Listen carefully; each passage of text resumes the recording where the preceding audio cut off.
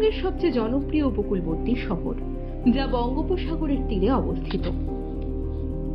এতদিন ছুটি পেলেই দীঘা, এই তো ছিল বাঙালির রুটিন।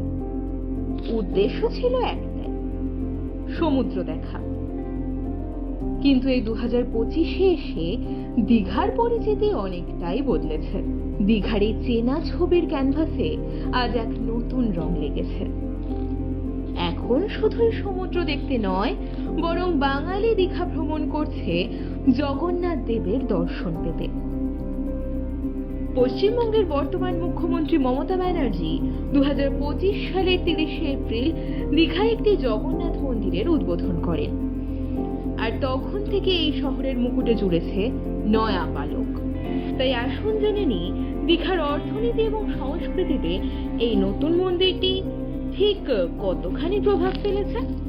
দীঘায় জগন্নাথ মন্দির নির্মাণের ভাবনা প্রথম সামনে আসে 2018 থেকে 19 সালে। মাননীয় মুখ্যমন্ত্রী মমতা বন্দ্যোপাধ্যায় চেয়েছিলেন যারা পুরী যেতে পারেন না, তারা যেন ঘরের কাছেই দীঘায় এসে এই একই রকম পবিত্র অনুভূতি পান। সেই স্বপ্নকে বাস্তবায়িত করতে 2022 সালের মে মাসে WB হিটকো অর্থাৎ West Bengal housing infrastructure development corporation limited এবং দীঘা শঙ্করপুর উন্নয়ন পর্ষদের তত্ত্বাবধানে মন্দিরের নির্মাণ কাজ শুরু হয়। মন্দিরের স্থাপত্য ওড়িশার পুরীর জগন্নাথ মন্দিরের অনুরূপ, যা এই মন্দিরকে করেছে আরো জনপ্রিয়। মন্দিরের ধ্বজা প্রায় 213 ফুট উঁচু, যা দীঘার সমুদ্র তট থেকে দৃশ্যমান। এছাড়াও মন্দিরটি নির্মাণে ব্যবহৃত হয়েছে রাজস্থানের গোলাপি স্যান্ডস্টোন, যা মন্দিরটিকে আরো সুন্দর করে তুলেছে। সমুদ্রের লবণাক্ত হাওয়ায় যাতে মন্দিরের ক্ষতি না হয়, তার জন্য দেওয়া হয়েছে বিশেষ সুরক্ষার প্রলেপ। 2025-এর 30শে এপ্রিল অক্ষয় তৃতীয়ার দিন মন্দিরের আনুষ্ঠানিক উদ্বোধন করেন মুখ্যমন্ত্রী মমতা বন্দ্যোপাধ্যায়।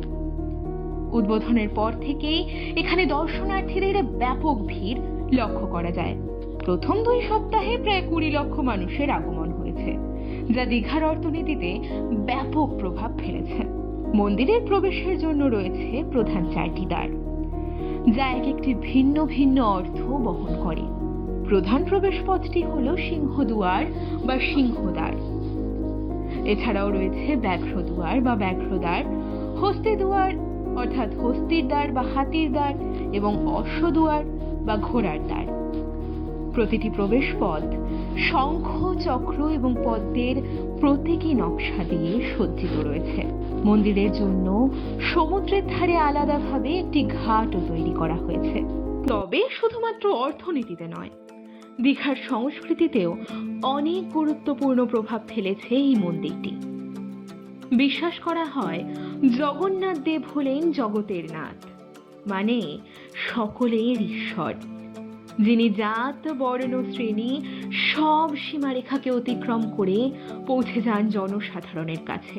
তাই এই মন্দির একটি মানবিকতার প্রতীক হিসেবে নিজেকে গড়ে তুলেছে। এই মন্দির নির্মাণে গুরুত্বপূর্ণ ভূমিকা নিয়েছে ইসকন। বর্তমানে এই মন্দিরটি পরিচালনার দায়িত্বেও তারাই রয়েছে। হ্যাঁ, এখানে দূর দূর থেকে লোক আসে, ফরেনের লোক আসে। কখন আসছে বেশি, কখন কমও হচ্ছে, বুঝতে পারলেন। এমনি লোক আসে, স্বাভাবিক লোক আসে।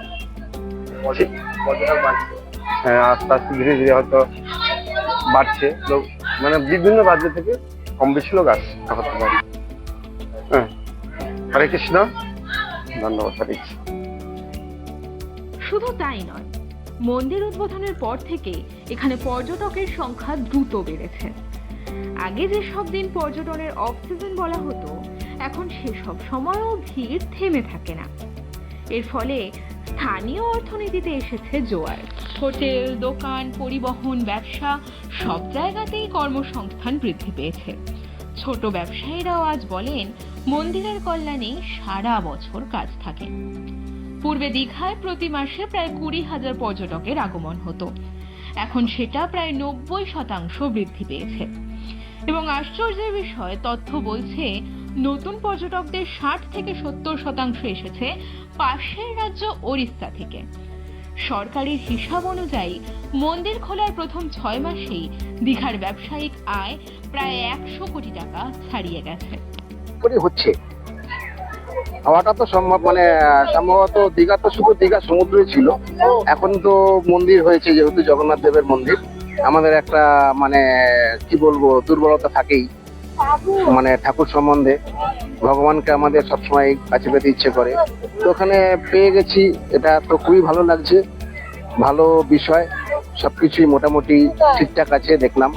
মন্দিরটাও খুব সুন্দর করেছে, বহু মানে বড় এলাকা নিয়ে, সেই দিক থেকে কোনো অসুবিধা নেই, খুবই ভালো লাগছে। আর দর্শনার্থীরাও মোটামুটি উপভোগ করছেন ব্যাপারটা, একদম সব ঠিকঠাক আছে। আপনার নাম? গোপাল চন্দ্রনাথ। কোথা থেকে এসেছেন দাদা? আমি কলকাতা থেকে এসেছি, সোনারপুর। Thank you.